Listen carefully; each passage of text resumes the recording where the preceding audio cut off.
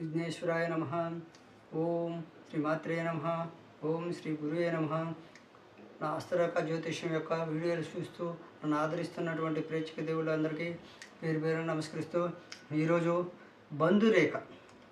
ఈ బంధురేఖ అనేటువంటిది ఏంటంటే, చాలామంది మా పిల్లోడు ఏందయ్యా సంసారాన్ని ఏవగించుకుంటుంటాడు, సంసారం అంటే గిట్టదు, స్త్రీ వ్యామోహం ఉండదు, స్త్రీ అంటే దూరంగా పోతుంటాడు అనుకో, వాటిని స్త్రీ సంపర్క సామర్థ్య రేఖలు, స్త్రీ సంపర్క సామర్థ్య రేఖలు అనేటువంటివి, వాటిని బంధురేఖలు అని అంటారు. అయితే ఈ బంధురేఖలు స్త్రీ సంపర్క రేఖలు అనేవి ఎలా ఉంటాయంటే, ఎక్కడ ఉంటాయంటే, ఇది బొటన వేలు, ఈ బొటన వేలుకి కింది ఉన్నటువంటి మణిబంధ రేఖ కనుపు, ఈ మూడో కనుపు, ఇది ఒకటో కనుపు, రెండో కనుపు, మూడో కనుపు. అంటే నేను చూపిస్తున్నా మీ కనుపులు రకరకాలుగా ఒక్కొక్కరి కింద నుంచి పైనుంచి కింద వరుసలు చెప్తుంటారు భాగాలు కానివి. కానీ ఈ మూడో కనుపులో ఇది శుక్రస్థాన భాగం, ఇది ఆయుష్ రేఖ. ఈ ఆయుష్ రేఖ అనేటువంటిది మీకు ఎక్కడ చూపిస్తాను. ఇది ఆయుష్ రేఖ. ఈ ఆయుష్ రేఖ అనేటువంటిది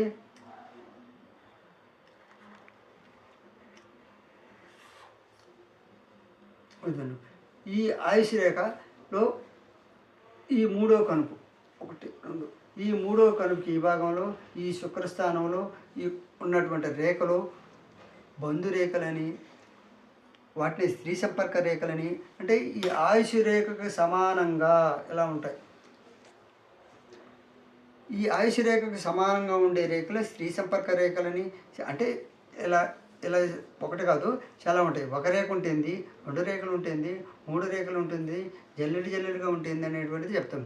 ఎక్కువ రేఖలు ఉంటే మనిషి యొక్క సామర్థ్యం ఎక్కువ, బాగా ఈ నిలువు రేఖలు బాగా అమరు ఉంటే స్త్రీ సామర్థ్యం అంటే స్త్రీ సంపర్క సామర్థ్యం ఎక్కువ ఉంటుంది పురుషులకి, స్త్రీలకైతే పురుషుల మీద ఉంటుంది.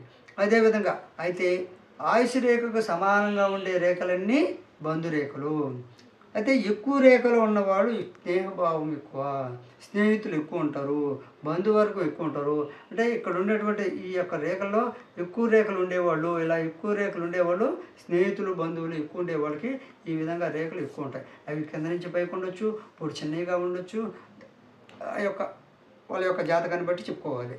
అదేవిధంగా ఎక్కువ రేఖలు స్నేహభావము, స్నేహితులు, బంధువర్గము, బంధువు ప్రీతి అనేటువంటి ఈ రేఖల్లో చూపిస్తాయి.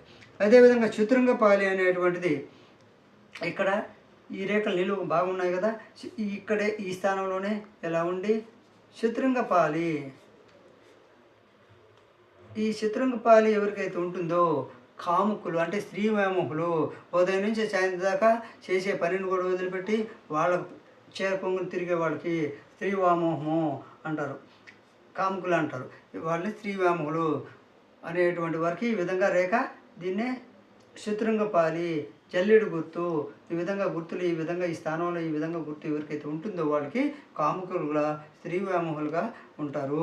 వాళ్ళకి పని పాటు ఇంకేం ఉండదన్నమాట. అదే ఉదయం నుంచి సాయంత్రం అదే ఆలోచిస్తారు పరస్త్రీ వ్యామోహులు.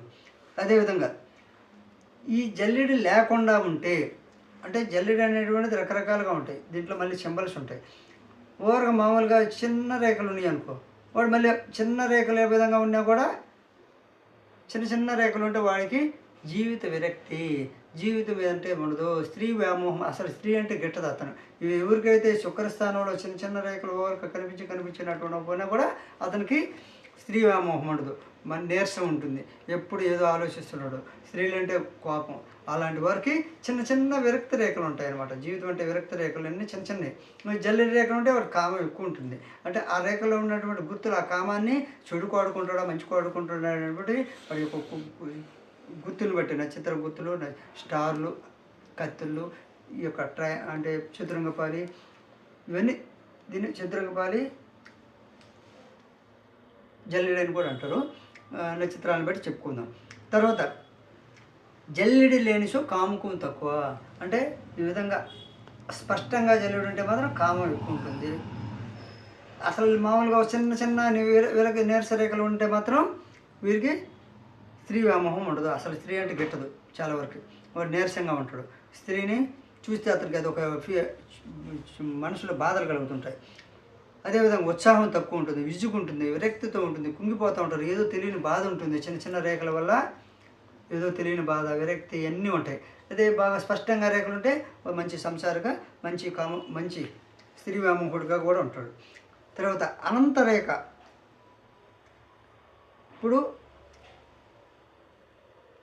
వీటి అనంతర రేఖలు, తర్వాత ముందు రేఖల గురించి చెప్పుకునే ముందు అసలు మొదటి రేఖ గురించి తెలుసుకుందాం. ఎవరికైతే ఆయుష్ రేఖకు పక్కన ఉండే నిలువు రేఖ, ఈ యొక్క పక్క రేఖ ఏమి తెలియజేస్తుందంటే మాతృరేఖ.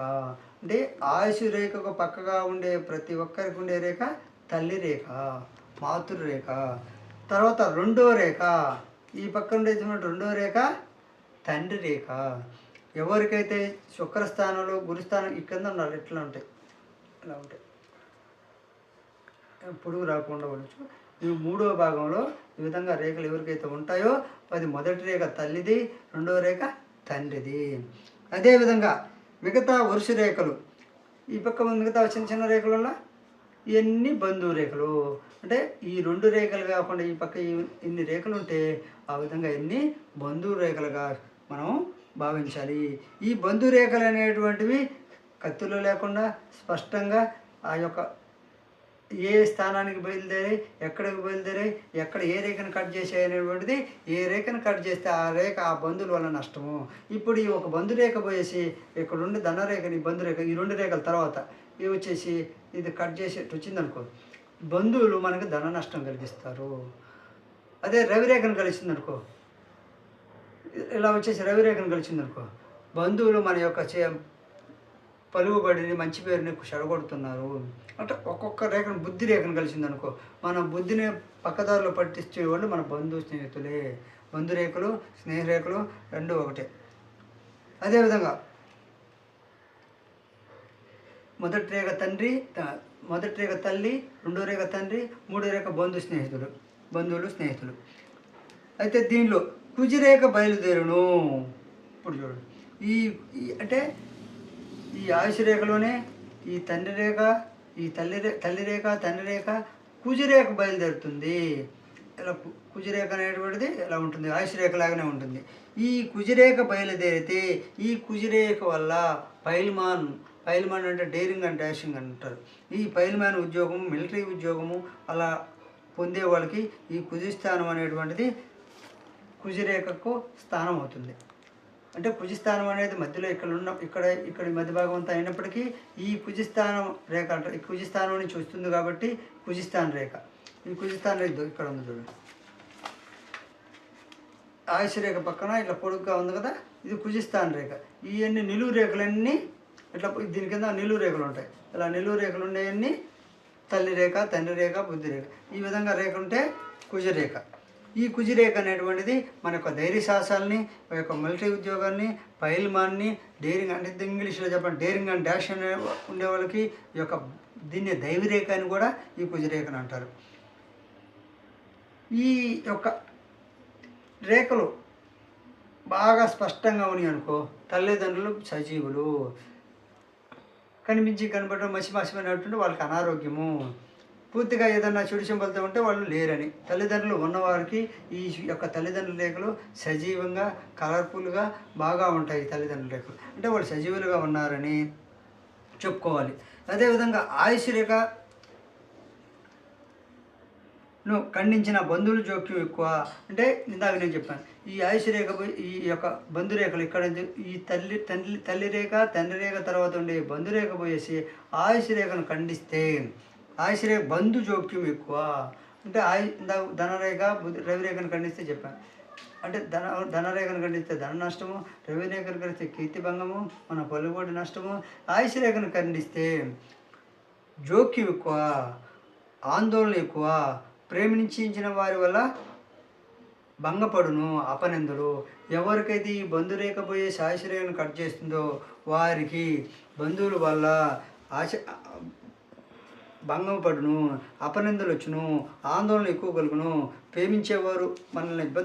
ప్రేమించేవాళ్ళు కూడా మనల్ని అసహించుకుంటారు. కాబట్టి ఈ యొక్క బంధురేఖలు ఎక్కడ ఖండించకుండా సక్రమంగా ఉంటే మనకు సహకారిగా ఉంటాయి.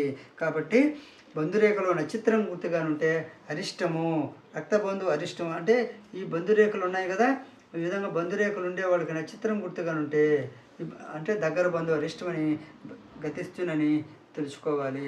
కాబట్టి నా యొక్క ఈ బంధురేఖల గురించి మీకు నచ్చితే షేర్ చేయండి, లైక్ చేయండి, సబ్స్క్రైబ్ చేయండి.